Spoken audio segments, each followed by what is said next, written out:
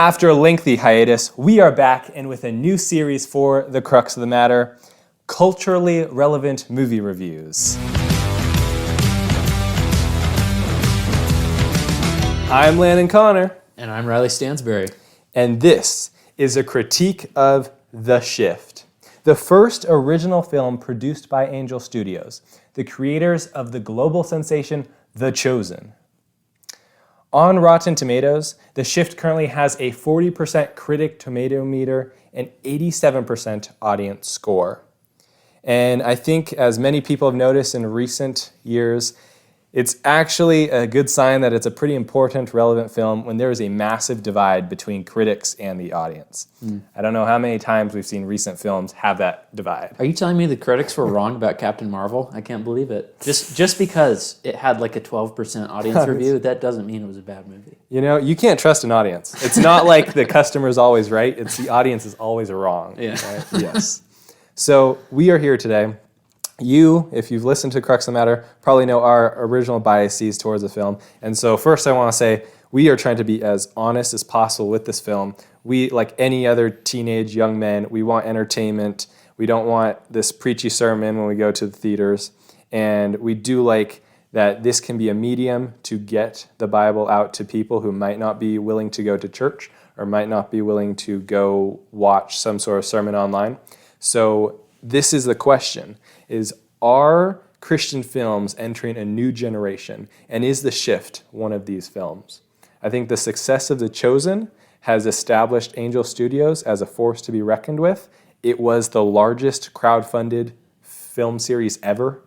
And this is what we're going to be talking about today. So again, Rotten Tomatoes has it with only 40% critics review, but 87% audience score. And Riley and I had the honor of having one of our friends invite us to watch it last weekend. And I think it left a pretty good impression. It at least inspired us to want to make this review. So I will start with a quote. I'll have Riley read another one on Rotten Tomatoes. So here's the first one.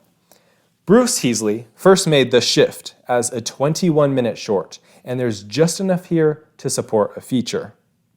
So that was one of the top critics' reviews. And the first issue I see with this one is that he's using an argument that once it was made short, so they drawed it out extremely lengthy just to make a full-length feature film for it, where we both agreed the first half of the movie, the pacing almost felt too fast. Yeah, it felt like they were trying to put tons of content all at once when they're explaining the character's backstory. And this is the part where spoilers come in.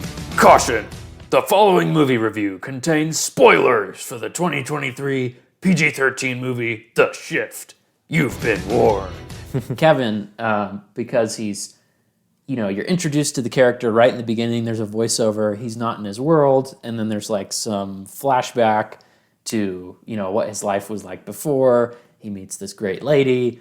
They're just talking at a bar. Then all of a sudden they're married. Then all of a sudden they have a kid, and then all of a sudden they're arguing on the phone, and he gets hit by a car, and then all of a sudden he's in this different place, and you see Neil McDonough, who introduces himself as the benefactor and kind of gives the ultimatum. But that whole first part of the movie is stuffing tons of character backstory, and it's in a really condensed time period. Now, I think the pacing fixes itself throughout the movie, but you could make criticisms of this movie, but the idea that there's not enough content to fill the 2 hours, I actually think that this could easily have been a 2.5-hour movie if they wanted to take a little bit more time to flesh out the backstory and the characters. Yeah, maybe a little extra plot element like backstory. Yeah, this is just a bad criticism of the movie. I completely disagree with it. That they use the cause of the prior existence of a short feature film to then be the reason for why this one's too long. So what about the second one? Yeah, so the second one says, The Shift works when the focus is on Kevin's drive and what pushes him through the darkness. The genre elements feel familiar, and there's too much happening, but the humanity is there. I can see this one. I think the too much happening part, I don't think it really applies to the whole movie, because really the pacing of the movie, it goes from bad to average to phenomenal. The way that we'll get to this when we talk about what we like and didn't like in the movie, but the climax of the movie is drawn out just enough to really get you emotionally invested in the scene. And so when he's at the very end, he's sitting in the not movie theater thing, but it's like the place where he can see other realities, and Kevin is trying to go back to his Molly because it's a multiverse movie, if you didn't know that already, which we'll talk about some more. But the climax scene when he's basically given an ultimatum by the benefactor is really, really good, and probably one of the best parts of the entire movie. So I think that was really well managed. But yeah, this criticism here, I agree that it works when the focus is on Kevin, because when we get to like what we liked the most about it, Christoph Polaha, I don't know how you say his last name. Yeah, Christopher Polaha. Yeah, he does a phenomenal job as Kevin in this movie. So really I does. think this is probably a fair criticism. I mean, I don't know about too much happening, but yeah, like that's generally a fair criticism of the movie. Yeah, I agree, because going in, I'm like, okay, Neil McDonaghu's in it. He's probably going to steal the show. And then Elizabeth Tabish, so she plays Mary in The Chosen, absolutely phenomenal actress. And so she actually, I think, was the least developed character of the film for being the main ones. And that was kind of a shock. But definitely, yeah, this Kevin guy, he comes in his character, and he absolutely, stole the show. And it opens it up with this voiceover, and we'll get into this of what we liked, but it was reminiscent of another film that I'll mention later, and how you just feel this gravity to his voice, and you definitely feel drawn in a more first perspective view as he's going through. And I think it's tied to the whole movie being this overarching vision of the Book of Job.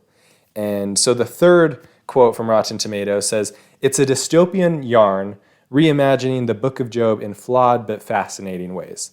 Another one where they try to be nuanced in their approach, but really they're just kind of trashing the allegory view of it. Where, yes, it's not a verbatim, here's this man in 2,000 years before the birth of Christ who is working out in a field, has his family die. The Satan dares God to then cause this hardship on him for years. Job remains faithful. He gets rewarded with twice as much as he had originally. Yes, it's not that story verbatim. It is this modern allegory. It's this modern kind of reimagination of what the Book of Job would look like today and in a dystopian sci-fi world, which is Heasley's directing vision. And so, flawed? In the traditional sense, yes. I think whenever you mention the multiverse, there's always going to be problems. Even films as cinematically massive as The Avengers had plot holes because you can't actually plan out every little nuance that a multiverse will offer. And then at the same time, where it says fascinating ways, it was very original. For the first original film Angel Studios put out, they decided to lay down the gauntlet and set a bar. They could have treated it like some classic really cliche storyline of kind of two people meeting each other and falling in love, and one being a non-believer, one being a believer. They somehow reunite, much more like a Hallmark single storyline type film, and said, this is original, but it's really not. But no, they went original, and the critics did not like that. So I agree. There's some truth to some of these reviews, and I'm definitely not going to say the movie is perfect. Far from it. But for a budget of about $6 million, and as of today it's about broken even, it has delivered. And if entertainment's the goal and not a sermon, we'll get into this more, but it does the job. Would I want to watch it again with my family? I can say yes. So I think that at a baseline level has done its job. Yep, I agree. So as we continue into the general plot, this is taken from Angel Studios, and so it says, in this modern-day retelling of Job, Kevin Garner, played by Christopher Polaha, embarks on a journey across worlds and dimensions to reunite with Molly, played by Elizabeth Tabish, his true love.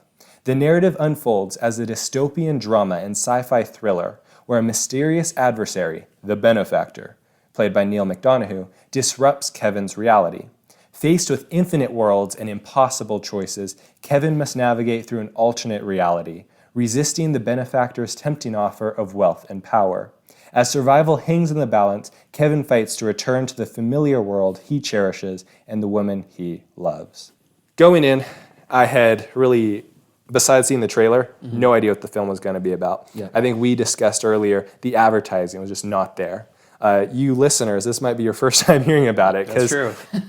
I don't know where I've seen it other than I might have had one or two YouTube ads pop up, but unless you are really invested in everything Angel Studios is doing, it really suffered on the advertising front. Yep. And we see other movies like the Marvels, for instance, have kind of mixed advertising. I definitely saw quite a few trailers and stuff, and they also just bombed in the box office. So there's a larger cultural moment of questioning, are people wanting to see movies in theaters? There's certain films which have proven it's still true. I think Avatar 2, which came out last year, is an example, or was it earlier this year? I'm almost losing time. Yeah, me too. I have no idea. Yeah. And then some other films that have been phenomenal in the box office. So the ability for this film to break even on bare minimum advertising is another thing, which either, one could argue, they're just trying to pander to the Christian right and everyone's like, oh, we're going to watch this just because it agrees with my values. Or they're going to say, this actually sounds interesting. And as we go through this, you can decide for yourself, is this a movie you will be interested by? Or is it something that merely tries to appeal to Christians by themselves? Anything to add? Yeah, one thing I would say is that, I had, first of all, at first I had zero expectation because I hadn't heard of the movie at all. You told me about it. Our friend, who we won't name in the podcast, got to see it a little bit before us, and his feedback was just he was a little confused about where the plot was going. But I went and watched both alternative trailers that Angel put out on YouTube, and it gave me like a general idea of where the movie was supposed to go. I think there's kind of some truth to the idea that you carry low expectations coming in, they'll always get blown away. And I had low expectations, but not that low, because Christian movies don't always even get shown in the theaters. And so, it's like, okay, Neil McDonough will probably be good. Like, it's like a lot of these Christian movies, they mostly suck, and like Kirk Cameron is good in a couple of them. Kevin Sorbo's good in a couple of them. Mel Gibson. Yeah, Mel Gibson movies are the exception of the rule, because Passion of the Christ is like one of the best movies ever. All his historical films people love. But for the most part, yeah, Christian movies, they're really preachy. They come off as, kind of clunky, and this is not the case at all. I mean, the cinematography was really well done. There wasn't just one good actor. I think the supporting cast didn't knock it out of the park by any means, but it was believable. And that's the thing. Like the biggest thing I take away from this movie is that the whole thing was believable. It wasn't a parody of real life, which Christian movies have a real problem, fiction and nonfiction, of coming off as they come off as parodies because the bad guy is just so obviously evil. Like in God's Not Dead, the Kevin Sorbo's professor is like, oh, you can't talk about God in my classroom. Like that doesn't really happen to people. I mean, it does, but not in that way. Right. That obviously blatant. Yeah, they're informal. It's like, cultural atheism. So that's not the way it works. So that's what I mean by like a parody of real life. That doesn't actually seem real. Whereas when you're getting introduced to Kevin before the really weird stuff with the benefactor happens, like Kevin actually seems like a completely normal guy. He's a completely believable normal guy. He's a stockbroker, for goodness sake. Yeah. I mean, how more normal can you get? Yeah. But yes, if anyone's wondering, the 08-09 crisis was apparently as bad as Job's worst situations. If anything, that's the biggest plot issue with the movie I have. Yeah. So that you get, that's me on the TV. I get fired. Fired. Like, Yes. yeah. I mean, the 08-09 crisis was pretty bad, but I don't think it was as bad as literally everything in your entire life. That severity. Away. Yeah. So, kind of starting on the plot. Again, going into what we liked and didn't like.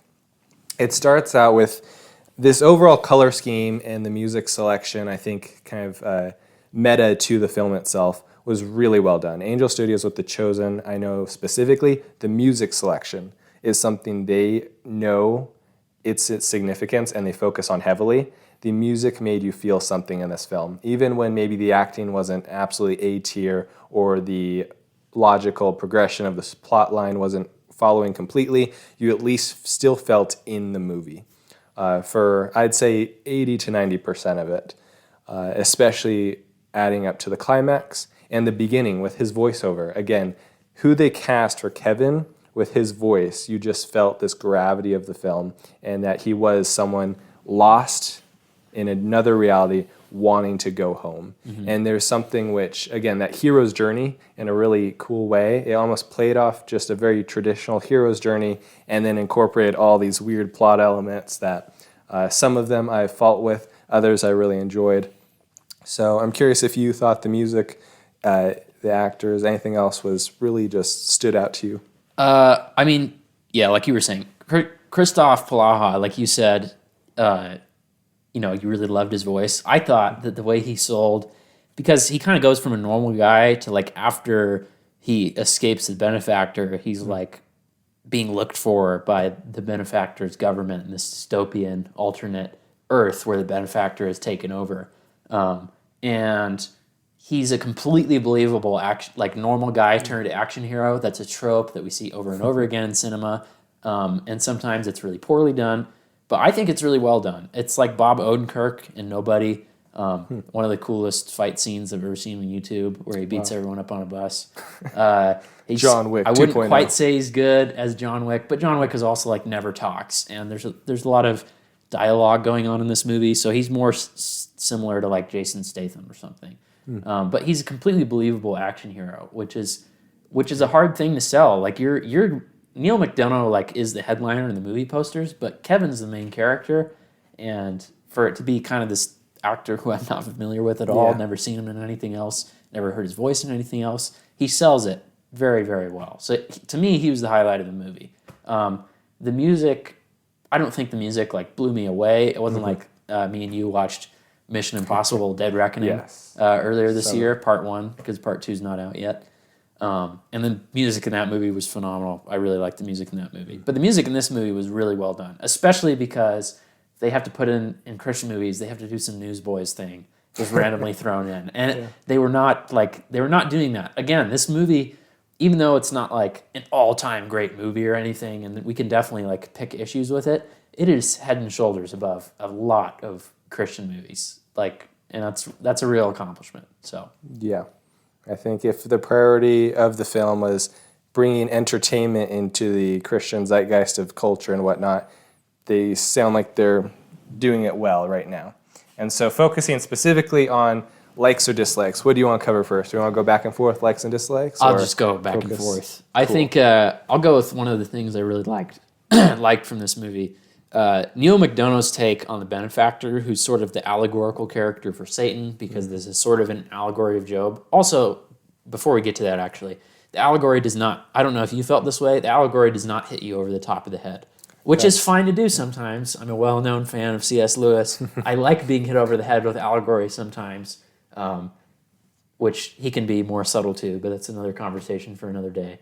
But like the lion is Jesus, you know. Whoa. I thought this allegory was actually, you didn't really notice it until about halfway through the movie, I'd say. I'd say the most blatant hit you over the head parts were where it just randomly cuts and has Scripture of Job on the board, on the screen. It doesn't. It also doesn't show the verse, so people who aren't familiar with the Bible maybe wouldn't be familiar with, because they didn't pick all the most well-known verses from Job. They just picked a couple key points. So you notice it a little bit of the way through, I'd say. Yeah. Because for those who haven't seen it, I think it was about like 3 or 4 times throughout the film. 4 times, It would just, at certain transitions of the film, it'll just show up the text on the screen, kind of like a quote. And yeah, you wouldn't know it's from the book of Job until I think the very last one. It said something like Job or, And so there's, a like. One of the dislikes, I think, happened, so we mentioned the fast pace early on in the film. There's kind of a flashback moment to open it up. It goes into this bar scene. Some, I think, said it was a little awkward with Elizabeth's character Molly, and there's really cool parallelism. I think that connects the end to the beginning, how the roles flip. I wouldn't say it's completely cliche. It felt a little bit comedic. So the whole movie I think felt pretty human and the raw emotion and the Job-like, except for those 2 scenes. Yeah. It kind of conflicted, but at the same time it added, almost like Shakespeare loves to do. He loves to throw your head underwater and then pull you back the out. flirting scene at the beginning and the kind We're of like, what are we, in middle school? Yeah. She gets dared by her friends to go up to him, and then she really doesn't care to like him, but then 5 seconds later they're married and have a kid. Yeah. It was a little bit hard to accept until later when you see what actually happens to their kid, which I won't say yet. But then I think that makes it connect better. Yeah. It really helps heal the little gaps in that. Yeah, they left a thread purposely untied in the beginning, and it kind of bothers you in the back of your head as you're watching, and they finally resolve it towards the end. But it still does feel like the beginning of the movie is a little too fast paced. Because in a way, it's almost the source of the conflict itself that is left untied and just hidden away until 3/4 of the movie, maybe. And so because of that, if that was the purpose, I guess it was well at keeping it ambiguous, but it kept the first 3/4 of the movie feeling just kind of unnatural because of that. Yeah. And then this turning point was when he gets in the vehicle accident. And this is the mechanism to drive the plot forward. He is now maybe dead, maybe transported. Did the benefactor just come in and take him somewhere else? Theologically, there's these questions of, if this is the Job allegory, is he in Sheol? Is he in purgatory? Is he in heaven? Is he in hell? Is this just another reality that's completely separate from theology that is in this multiverse universe? Because if so, I am concerned about where different theological beliefs can go for people who are looking for that. If you take a non-believer and they have been fed all this media information that this is a Bible story, basically, and then they come in and like, this is the Bible, this is just weird. Yeah. And then if you come in saying, no, it's just loosely based on the story of Job, but it is its own movie, and it's set in its own dystopian kind of futuristic world type event, then you can separate the theology from what's happening. And again, I think that's up to personal opinion. Some people are like, don't mess with the source material. I know that was a big critique of The Chosen, like never have those idols or in cinema. Yeah, you know? Chosen's a little different because they're trying to depict the actual events of the Bible. And That's I a think good point. That, especially when it's not just the actual events of the Bible, which you should already have a very high view of Scripture. Like you're not just dealing with like one of the prophets or something. You're dealing with God on earth, and so playing loose and fast with Jesus's character is obviously something that you don't want to be doing. Right. And so The Chosen is a little bit in a different category. The Passion of the Christ, the History Channel Bible series that was out in like 2014, 15.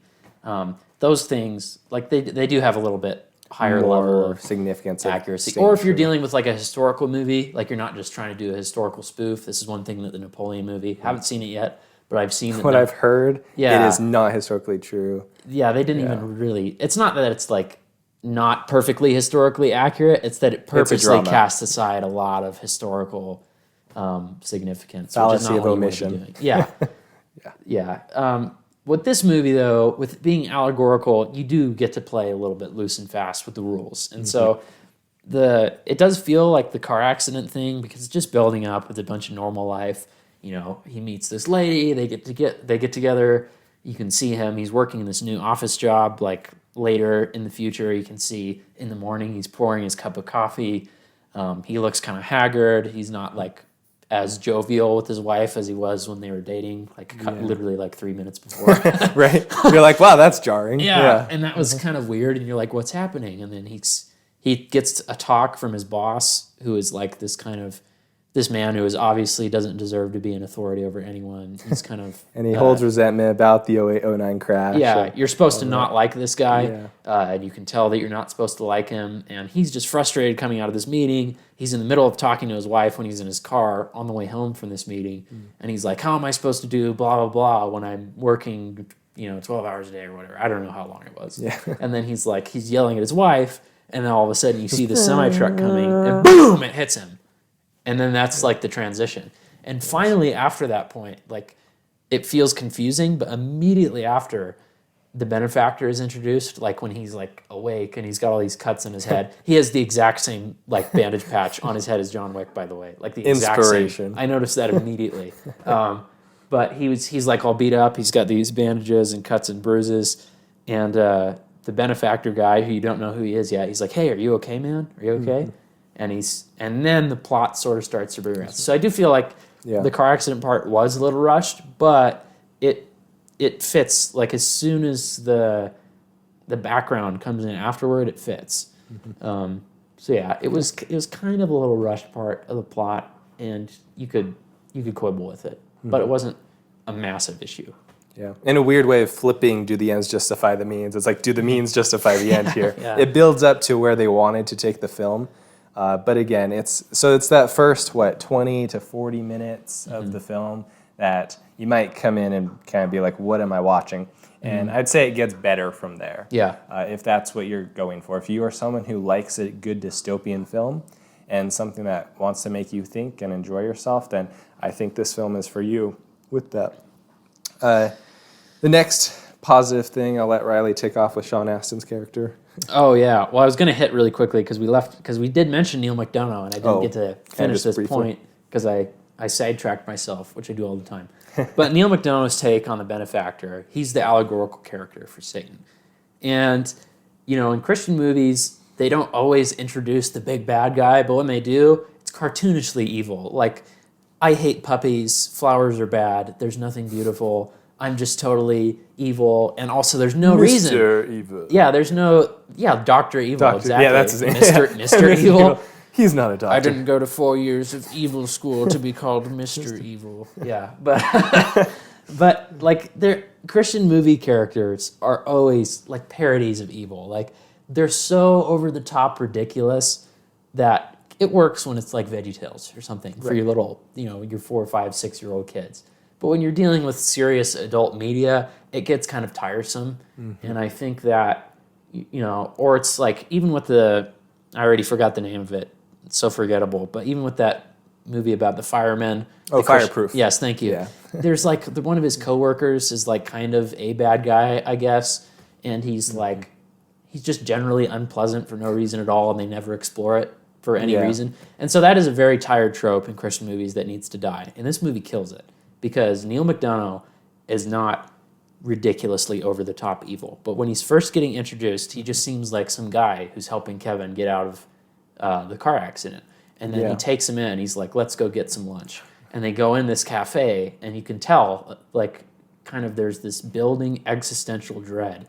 Like, all the people in the cafe are, like, on edge when they're talking to this guy. And you don't know quite what's happening. He tells Kevin he's the suspense. benefactor, and Kevin thinks he's just some nut job. He's like, and then finally you figure out that this character is really evil because he's telling Kevin about the deviators, which are these little wristwatch things that the benefactor and later on other people called the shifters, who are not immediately introduced to, can use to take people basically from one universe, sort of one Earth, and send them to a different Earth because every decision you make creates different timelines. So we'll get to that possibilities. Later. And then he shifts away the waiter, who's like really freaked out by this point, and he's like, because Kevin's like, you're insane, prove that it works, and he shifts away the waiter, and Kevin like freaks out, and then it's the part where he finally starts praying. But every time that Neil McDonough shows up as a benefactor, it's not cartoonishly evil. It's really like, it's piercingly evil. Yeah. It's like, especially the existential dread part. And like, in a way that makes you feel, though, that there's like something he can give you that you want. Yes. And that's where I think, because, the devil never comes in, this glaringly evil character in real life. He'll appeal to what you want, whether it's knowledge, whether it's pride, whether it's power, whether it's wealth. And so, yes, his character portrays that well. Yeah, the real devil is not wearing a red jumpsuit with horns and a pointy-tail and a pitchfork. Like, that's not actually what the real devil's like. Which, if you want to learn more about that, you should read The Screw Tape Letters by C.S. Lewis. But anyway, so I thought that Neil McDonough, I expected him to be good, and he was good. He really played his part really well. And the character of the benefactor is really well written, and kind of, it makes parts of the plot that otherwise wouldn't work very well, he sells it really well. And you're enamored with him when he's on the screen. And even something I didn't think of, but when you have a name that big, the director can often say, I want them in every scene that matters. Yeah. They had him disappear for 5 years in the film. Yeah. That's a pretty bold move to make when you have an audience that might be going to this movie just for him, and then be like, the benefactor has been missing for 5 years, and who knows if he'll ever come back. And here Kevin is just eating a can of baked beans while he's typing out on his old typewriter in a hotel room in this dystopian world. And so, there's a lot of different levels of the plot features which take your attention deeper into the film because it leaves you wondering, like, what's going to happen next? Why did the benefactor disappear? And that's one of my dislikes, is the reasoning for the benefactor disappearing was never explained. And then one day he just returns right when Kevin's about to like actually reach others with the Bible that he had typed out, and also He's gonna find his getting the Molly. shifter, finding Molly with the cinema place that I forget its name, but yeah, maybe that's something we can go to next with Gabriel's character, because Yeah. good old Sam. So yeah, Sean Astin, who famously played Sam in The Lord of the Rings, Frodo's companion throughout the journey. Sean Astin sold his Gabriel character really well. So once again, spoilers. This entire thing is going to be spoilers. Get used to it. Sean Astin, his Gabriel character is kind of like Kevin's best friend in the dystopian world. So after Kevin is stuck in this dystopian world, after his meeting with the benefactor, and the benefactor disappears, he's in this world that is ruled by the benefactor. And it's really dystopian. There are scary soldiers with body armor and white helmets. They're faceless. You're not supposed to think about who they are at all. There are tons of things that are illegal. They're obviously all living in poor, squalid conditions. And Gabriel is like Kevin's only real friend in this world. And Gabriel, you don't realize that he's actually working for the benefactor, which gets introduced basically right at the very end, the last 20 minutes probably.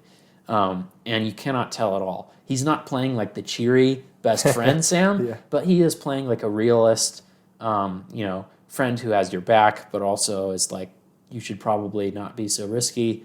And it feels like he's looking out for Kevin the whole time. And really, I mean, his performance was not amazing, but now that I'm sitting here like reflecting on it, if they didn't have that character played really well, He probably and would have convincingly, overplayed it. Yeah, you could have completely overplayed it. If he was like so over the top cheerful, it would have been like, this is out of place. But he made it work, and so you didn't expect the plot twist coming towards the very end. So yeah, that's he really did a well great said. job. I agree. And then the whole plot over these deviators. So when you have Kevin, again, the thing which drives the movie forward is his will, his ultimate desire to get back to Molly. And he ultimately decides not to choose that, or I guess technically he does, and then he gets pulled back. But when he's looking for these shifters, and each of the shifters have these deviators which allow them to cross realities. And so you see this kind of united purpose. So despite all the convoluted different elements of the film, you at least know there's one purpose. Like there's not a lot of different side objectives. Like sometimes you got the Mission Impossibles, where like they're going here, then there, then there, then there. Oh, why? Oh, it's to get this one object thingy to sell to this guy thingy. Yeah. But it's really like, okay, here's a man. He's a simple man. He's in a dystopian reality, can't get back home. He just wants to find his wife again and really ask her for forgiveness, or maybe go see the Molly that was before their whole falling out. Because now that he knows there's millions, infinite realities, he can find the Molly before he made a mistake and try to correct that mistake. So it's almost playing on this aspect of, do our mistakes make us human, or should we try to fix mistakes if given the chance? Is another kind of meta understanding and value to kind of think about yourself.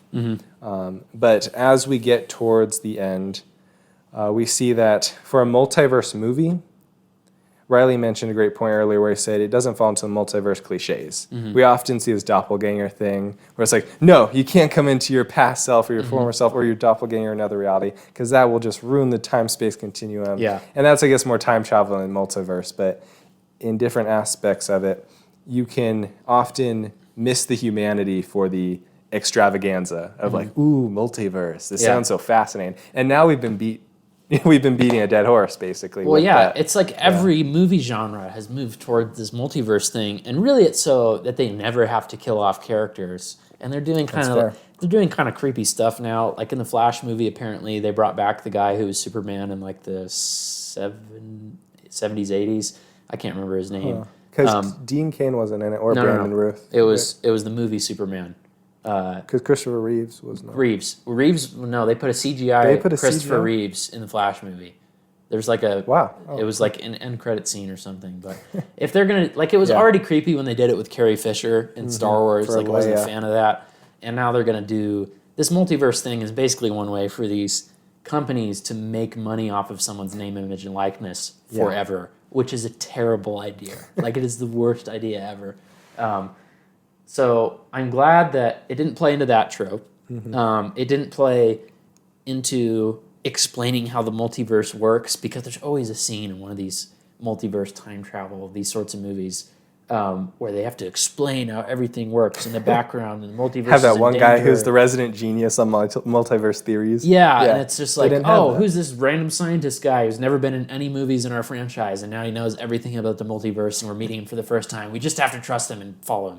And that's stupid. I don't know if you guys can tell. It's frustrating to me. I don't like multiverse movies, so that was one reason I kind of had low expectations for this movie, and they pulled it off. To their great credit, they didn't spend tons of time. They explained the bare bones to you just in that scene with the benefactor meets Kevin in the cafe, diner, yeah. and that was all you really needed to know. And you didn't need to know too much. There is one scene where after Kevin finally gets a deviator, the little device on his wrist that helps him shift realities, after he gets a deviator, he crosses into a couple different realities, and it's really helping to tie up a lot of the loose ends from the beginning. Not all of them, but a couple of them. And one of them, he finally meets another Kevin, which you've been expecting the whole movie because the Right. multiverse movie, and it's really brief. It's probably a 2-3 minute interaction, and it's not over the top. But you're just supposed to see what a Kevin who took the deal with the benefactor is like versus our Kevin who rejected the deal with the benefactor. And really, they keep the multiverse part to the bare bones, and they don't let it interfere with the actual characters in the story. In other words, this movie is not about the multiverse. The multiverse is a part of this movie, which is, I think, the right way to deal with it in the movie. And that's where I think the one Rotten Tomatoes quote about it has humanity, except it's a little kind of wonky with how it goes about that. I think that's kind of the fairest depiction. There's this very human element to it. It's not your crazy sci-fi film where the characters are almost just the side plot to the multiverse. This is more the multiverse is the side plot to the characters, which I think was really wholesome in that. And then some of the symbolism. So like the open tomb necklace. I originally liked it just because I thought it was a really cool concept. I've never seen anything like it. And then Riley, you thought a little differently. So there's this necklace that Kevin gives to Molly, I think towards the beginning. Yeah. It would have been after their son had been presumably dead. Which we'll have to talk about in a second here. But he gives her this necklace, and it's like an open circle that's halfway intersected with a closed circle. It sort of looks like infinity, but it's supposed to be the open tomb.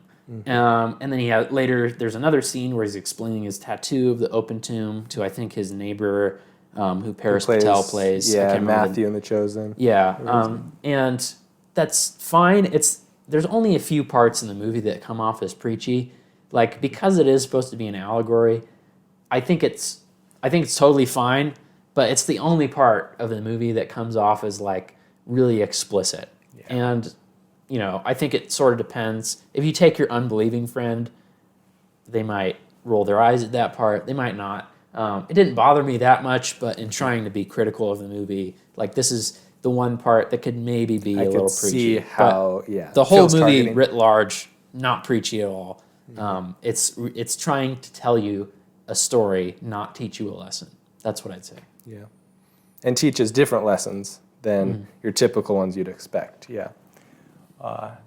And so now for this final part where we see general misdirection. I think the plot twist with Gabriel was really well done. But there's also this kind of second plot twist, or maybe just this gap left with his son. So why did Kevin actually die or get hit in the car accident in the first place? Or why was the benefactor able to even come into his life? Well, he was having marital distress. What was going on there? Well, we didn't know really until about 3/4 through the film, when it turns out that Kevin's son was killed. Presumably, it doesn't go into too many details, after he wandered off. He was like maybe, 5 years old? Maybe He's a little tiny kid in the grocery store, and it was Kevin and Molly, and their kid walks away, and then him and Molly are looking all through the store. That gets more and more frantic, and then it skips to them at home. The sheriffs show up on the door or with his whatnot. hat, Yeah. and so they're like, you don't know what happened, but basically his little boy is gone. Is gone. And that goes back to the necklace too, the open tomb. It's supposed to be a symbol of hope. Like, we know where he's at. The tomb is open. There's no death here. So with that, though, that causes their marriage to falter. There's a lot of probably blame there. And then he ends up getting in the car accident. And then it continues. And so in the end, where we see this climax. So everything is building to this moment. He's in the cinema setting, which is where he can view other realities, which are supposedly at random, but all of a sudden he can only see Molly. And in that moment, he ends up being able to shift to her reality. And this is, I think, a really impactful scene for the aspect that's like everything you've been working for the past 5 years in the film. You're here, and now Molly doesn't want to be with him. Like she's, I think, married at the time to someone else, or at least dating someone else. She was dating someone else. Yeah, she's dating someone else. No ring. At an art gallery, and then he ends up like being there, and then gets pulled back by the benefactor to the other reality. He has this long conversation with Molly, and it's sort of like it mentions their kid in a little more detail. That's true, and he basically apologizes for his conduct. But it is his Molly. It's just the problem is that he's been gone for those 5 years in his own reality. So anyway, thank you. Yeah, to clarify, it was the same Molly. And then once he gets pulled back, so now he's left with this choice where, just like in Job, where the devil can do anything except kill Job, he threatens him with the choices. Do you choose Tina, the waitress from the beginning? the one who got shifted away. So maybe he feels some sort of guilt, like he has this chance to right his wrongs. And then he also has the chance to choose a Molly that is going to be like the perfect one for him. Or was it to actually be with that Molly? I don't think it was that Molly specifically. I think he said you could choose any through the infinite realities. So when left with that choice, so he had been only planning to try to get back to Molly, and then in this one moment, he has his hopes for Molly really destroyed, and the benefactor's here saying, make the choice, and he ends up choosing Tina, and the benefactor did not want that to happen. I mean, it's pretty clear, and there's one thing where you can really feel the tension in that decision. It isn't so obvious where you're like, oh yeah, he's going to choose that. Benefactor doesn't also, want to. the benefactor like sweetens the deal in appearance at first, because yeah. if he wants to choose Molly, he has to work for the benefactor, and that's the deal. That's why Kevin doesn't want to do it. And he's like, how about this? Not only will, if you work for me, will I let you go back with Molly, I'll also make sure that Tina's okay, and Tina's well fed, and she has a great place to live, and everything's going to work out for Tina too. I forgot about that. And when he sweetens the deal like this, Kevin rejects it because he's like, because if I picked you, I wouldn't have any more choices. It'd be my last choice. And this freaks out the benefactor, who's like, no, you know me, I'm all about choice, blah, blah, blah. And once again, not cartoonishly evil, but like his nice guy facade kind of fades in and out, which makes his character really believable. But at the end, he gets kind of desperate, and clearly you can see more and more that he only wants Kevin. It's not really a choice. He only wants Kevin to pick Molly so he can have Kevin. And Kevin says no, pushes away his future with Molly in order to A, not serve the benefactor, and B, let Tina go back to her family, who Kevin had accidentally shifted away, or maybe purposefully, because it depends. But and that is kind of like, that's the climax of the film. And the whole last scene is so well managed. Hopefully you're only listening to this if you already watched the movie, because, I mean, we spoiled so much of it that really you shouldn't be listening to this unless you... I mean, really, you should go watch this movie, because the ending part is so well managed. But anyway, the benefactor like freaks out, grabs a gun from Gabriel, who is like, you figure out in this last scene also is working for him. He grabs the gun from Gabriel, points it at Kevin's head, and Kevin is very at peace with this decision, and then everything turns to white. And then all of a sudden you see Kevin is back with Molly, and not only does he have one kid running around, Molly's pregnant, so it's insinuated that they're going to have two. So it's like the allegory of Job, where he gets everything back twice as much as he had before. So the movie is, that part of the movie, the climax, is really, really well done. Definitely my favorite part of the film. Yeah. I'd say, yeah. And also, my second part was with Paris Patel's character in the hotel room, where it's, the dystopian world, and he has his two young girls come up to him, and then they sing him, like, let the light shine. And then he realized that, so Paris's character had only been seeing scripture over the shoulder of Gabriel's character. And so it was like really disconnected, and you thought, I was led to believe like his character was going to be the shifters, or he was somehow the bad guy. Or he was spying on Kevin. Or he was spying that way. And then it turns out that he was the faithful, and he was the one actually breaking all the laws of that society to raise his daughters with this hope, and then they sing this song. So that was also just really touching in an original way that didn't feel cliche and didn't feel preachy, but that and the climax, I think, were like the two scenes really stuck out. Yeah. I mean, one thing we could talk about a little bit is like that we've kind of been referencing every time that we've brought up something that we like or don't like is the realism of the movie. Yeah. Even though it is an allegory, it's not like it's not over the top. And there are weird things happening, but when the weird things happen, it feels like they happen in the real world. Like you would be freaked out if this happened in the real world. There's no the great what if. Yeah, he gets shot. When he's in the dystopian world, he's getting chased by these soldiers because he thinks he can maybe kill the benefactor, or at least get the benefactor somewhere else or something.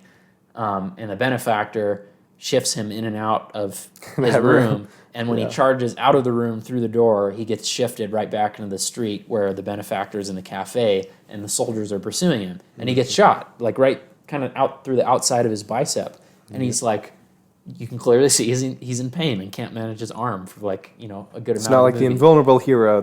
It's not a superhero movie. Yeah. It's not, like sometimes like John Wick is cool because he's like shooting and killing people, but also like, no, you cannot walk into a room of 40 people with machine guns and come out alive. I don't care if you're James Bond. That's not happening, So the realism of the movie is one of the things that makes it really, really watchable. Nothing about this movie is fake. It's not that it's not mythical. It's that nothing about the movie is unbelievable. There's nothing in the movie that happens that is like, that's stupid, that's cartoonish, that's over the top, that I don't believe this when I'm watching it. And that's not the feeling you get at all watching the movie. The realism of this movie is probably, if you were to look at writ large, its biggest selling point. Yeah. Yeah, again, that basic humanity and realism, I think, is a great step in the positive direction. So, unless you want to mention any last thing, are we ready to introduce the big question? Highlighted? I think we've hit pretty much everything that we need to hit. We want to hit? Yeah. So, you, the audience, this is hopefully the question that you're asking yourselves is, do you think this is the positive direction in Christian cinema or cinema of this type, assuming the premise of the purpose to prioritize entertainment above a sermon or something preachy? And I'll start out by saying yes. It's not on the cinematic level of other multiverse films, like Avengers Infinity War was the first that came to mind, or some of the other blockbusters. But taking into account it had a budget of only $6 million and is currently about breaking even, the general overall special effects, storyline, acting, the emotional weight of the film, the human weight of the film, and the film being tethered to biblical truths that aren't contradictory, while also being entertaining, do give me a lot of hope for this current trend. And I want to give a thumbs up to Angel Studios and think that the continuation of this is going to be open for everyone. It's not really just appealing to Christians alone, but Christians and non-Christians alike to really watch it, to think about it, and to see how it does affect their life. And ultimately, though, I think this needs to be said, is that we cannot place our faith in any film to be a substitute for our own call to minister to others. This is often a really easily stumbling block we can come, where we're like, oh, the Passion of the Christ is so amazing, I'm going to show all my non-believer friends it, and they're going to be so moved that they're going to follow Jesus now, and they're going to realize the fault of their ways. No. Although I'm not saying it can't happen, it's this question of we cannot place our faith in any film to be a substitute for our own call to minister to others. Yep. We have a job. We're supposed to evangelize to people. Now, as far as I would answer the question of whether this is a positive next step for Christian cinema, and does it, prioritize entertainment above the sermon, like you were saying? I'd say yes. After years and years of really poor Christian movies like God's Not Dead or Fireproof that managed to simultaneously come off as both preachy and rigid, The Shift is a much welcome break from the bland. The movie's two best assets are Neil McDonough, the benefactor, and Christopher Polaha, Kevin Garner, who play their characters truly well. Neil McDonough's take on the benefactor, the archetypal Satan figure, is not a cartoonish parody of evil, it's unsettling and menacing, not a common portrayal of the typical antagonist in Christian films. Kevin Garner plays a normal guy turned action hero in the vein of a Jason Statham character or Bob Odenkirk's character from Nobody, without being a gruesome parody of this kind of action character. There are minor squabbles I have with some of the movie's pacing and plot decisions, but it can't be argued that this movie is not a massive step forward for Christian movies. Yeah. And one thing we wanted to do at the end here, because who knows, maybe we'll get to review more movies together, maybe we'll get to go watch movies together and do, I mean, we're just experimenting here. This is not a normal Crux of the Matter episode, but we'd like to maybe continue with doing, some cinema criticism, because I've enjoyed this. It's been a good episode so far. It has. It's enjoyable. One thing we want to do to cap it off at the end was give the movie a final score on 1 to 10. And where the 1 is like Morbius or something. Or classic. One of the worst movies I've ever seen, The Dark Crystal, which you haven't. Don't watch it. It's terrible. And 10 is something like Gone with the Wind, It's a Wonderful Life, maybe more recently, like the Dark Knight trilogy that Christopher Nolan did. Those are movies that we'd consider up around a 10. So, for me, I'd give this movie a solid 7. There are real, tangible issues with a little bit of the plot, mostly pacing, not so much the actual material plot decisions. And the pacing makes it, so that it kind of actually can be a little tough to get through the beginning. But it immediately makes up for it by tying up all of the loose ends at the end of the movie in a clean way. It's not corny. Like we said, it's realistic. The acting by the main two characters who you see on screen for most of the time is phenomenal. I think the supporting cast is, I would say, a little bit above average. It's not phenomenal, but, 1 or 2 different personnel decisions, maybe this movie doesn't work as well. So especially with Sean Astin, Elizabeth Tabish, Paris Patel, really sell their roles well. I wouldn't say extremely well, but well. So this is a 6.5, 7 type movie for me. I rounded up. So we went with 7. Yeah, and I think also the last thing was Brock Heasley. I could only find he's directed 2 films. Mm-hmm. So, I mean, for a budding, up-and-coming director, if that factors into the decision, I hate 7. I always call a cop-out answer. I was going to say 7.2.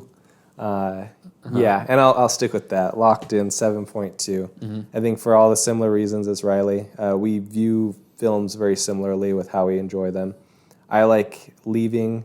as kind of this amateur movie maker myself, I like shot composites, so I loved the color correction of the film. It really felt you drawn into this world that I think every dystopian movie needs to have. And then also the curious mix of genres with almost like the romance and the sci-fi and the dystopian. They didn't contrast each other terribly. It really did have this human element that crosses all genres. And left you with, I think, a message that needs to be seen by everyone. And whether that is in this capacity is the question, but it's definitely that positive next step in, I think, our current cultural moment.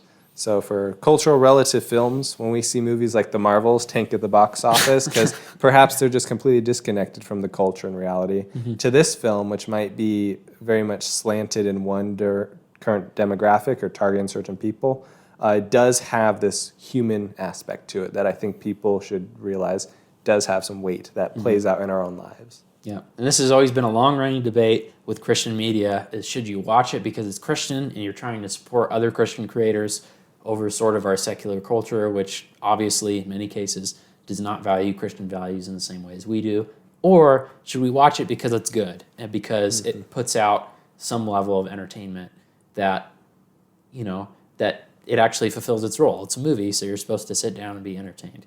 And, I come somewhere down in the middle between those two. I think a lot of the times people will sort of take advantage of Christians' good graces and just, people who are not particularly good will rebrand themselves as, for example, Christian rappers, Christian hip-hop artists. People who don't make it in cinema will become Christian movie actors sometimes. And this is actually a pattern that happens more than you would think. not to throw anyone in particular under the bus. And so, because Christians are more than willing to go out and watch Christian films, but I think for Christian media to take the next steps, it has to have some sort of real entertainment value without necessarily sacrificing its values. And I think The Shift does a really good job coming down in between those two. And so I would definitely recommend, hopefully if you're listening to this, you've already seen it. Hopefully you haven't just listened to it just because you're a loyal listener. We appreciate you anyway. Yes, we do. We would very much like that, you go watch the movie first, maybe listen to this review, and then maybe watch it again and see whether you agreed with our criticisms.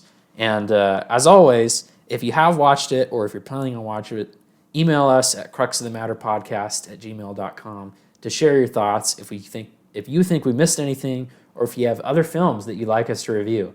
If you guys want us to watch Tombstone, guess who is more than happy to do it? I have not yet seen it, so yeah. Email us that one. Yeah, please. So, yeah, thank you guys for listening. I'm Riley Stansberry. And I'm Landon Connor, and this has been The Crux of the Matter.